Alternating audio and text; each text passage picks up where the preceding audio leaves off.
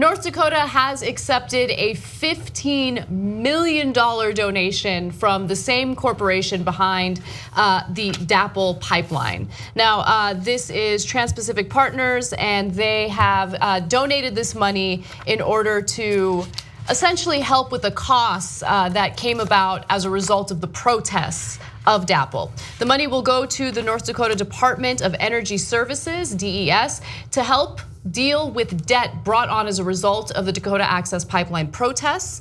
A bill passed by the state legislature in 2017 included language saying that the governor and DES could accept reimbursement in the form of land, cash, or other assets from non-state sources for state costs incurred relating to unlawful activity associated with the construction of the Dakota Access pipeline. So the state did take out a pretty gigantic loan to help pay for some of the costs that came about as a result of those protests, 40 million to be specific. And so as a result, it makes sense for them to look for ways to pay that money back. But it's a little concerning because this is a form of bribery. This is essentially telling state lawmakers, yeah, you see those shady protesters, we're gonna take care of you. We're gonna give you $15 million as long as you take care of us. What was the name of the tribe? Standing Rock? Standing Rock, yeah, well, so, I mean, you say it's a bribe, but if the Standing Rock give $15 million to the state too to help defray the cost, then everything would be even. Yeah, and it's Sioux Nation overall. Right. Yeah. So, they probably have $15 million, yeah. Yeah, so look guys, this is a terrible idea, and I'm gonna prove it to you even if you're a huge right-winger. This is, yes, it's a form of bribery. Later I'll give you money and you have the cops work for me. It turns the cops into the Pinkertons. In fact, what it basically does is it privatizes the police department, which is a terrible idea. So how am I gonna prove it even to the right-wingers? Like Young Turks did business. What if the Young Turks said to the cops, hey, don't worry, we'll give you money to rough up some of the right-wingers. I mean, not rough them up, but when they have a protest, it's interfering with my business, if you know what I mean. And later I'm gonna give you a donation. Yeah. Okay, and then they come and kick your ass, and you go, "What the hell? You're supposed to. I'm part of the community. I'm doing First Amendment rights. I'm doing a Tea Party protest here or an alt-right protest or something." And I go, "Wow, isn't that a shame? I just gave a donation to the cops. What's the big deal? And you guys are costing this city so much money with your damn right-wing protests. And I was just trying to have the cops recoup that cost. The community should be proud of what I'm doing. Otherwise, we'd all have to pay. That's why I gave the cops money." No, but let's put it in a context that I think conservatives would understand. Imagine if we were gonna go to a college campus to give a speech, okay? Conservative protesters show up and the cops rough up those protesters with water cannons, because that's what happened to DAPL, right? And then we turn around and say, oh, you know what? We are gonna give the administration a $15 million donation to deal with that. To deal with the costs of those right wingers. Yeah. Of course, we don't have that kind of money, but like to drive them nuts, Soros does have that kind of money.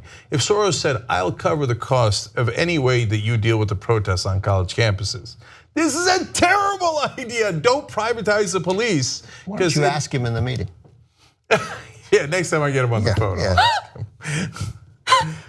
So stupid. Oh man. Also, I mean, these guys have $15 million to just give to the state of North Dakota. I mean, it's the money that exists in corporate America, and I got corporate America employs people. They have so much money. They have so much money. They were like, here's $15 million, just because we're good guys.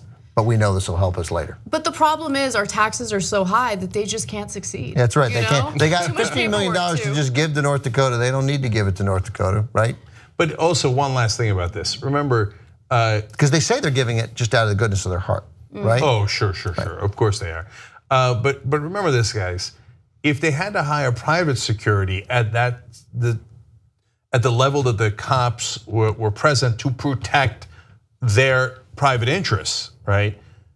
Dakota Access Pipeline would have had to spend more money. Instead, they say, okay, we're gonna use your public cops to work for us, and later we'll give you a fraction of that money, and we both bribed you and privatized the police and haven't really paid the full cost of it. Right. So it's a win-win for them and a lose-lose for us, because then it's not our government anymore, it's their government. Elizabeth Warren released a statement about this that I wanted to share with you guys. Let's go to graphic 27. She says this is nothing more than a dangerous public relations stunt by Energy Transfer Partners.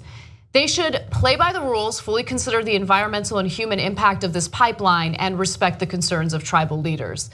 I wanted to read that statement because she at least made a statement about it, and I think it's important. But yeah, they don't care about the environmental concerns. They know about the environmental concerns. Not concerned about it. So it already worked. I mean, the governor, the statement that he issued, we are grateful for Dakota Access Pipeline's recognition of the significant impacts this project has had on our state.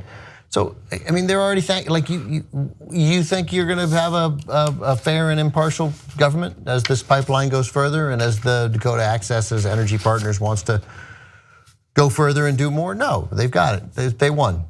Yeah, we knew they'd win, but they won. When you have what the right wing would call big government officials saying we are grateful to our private benefactors, whether it's George Soros or the Koch brothers, or in this case, Dakota Access Pipeline, it is a terrible idea for our democracy. Yeah, and good for Elizabeth Warren. If you like this clip of the Young Turks, you know there's a whole live 2-hour show, 6 to 8 p.m. Eastern every day, and you can download it or stream it and watch it without ads if you become a member. tytnetwork.com/join.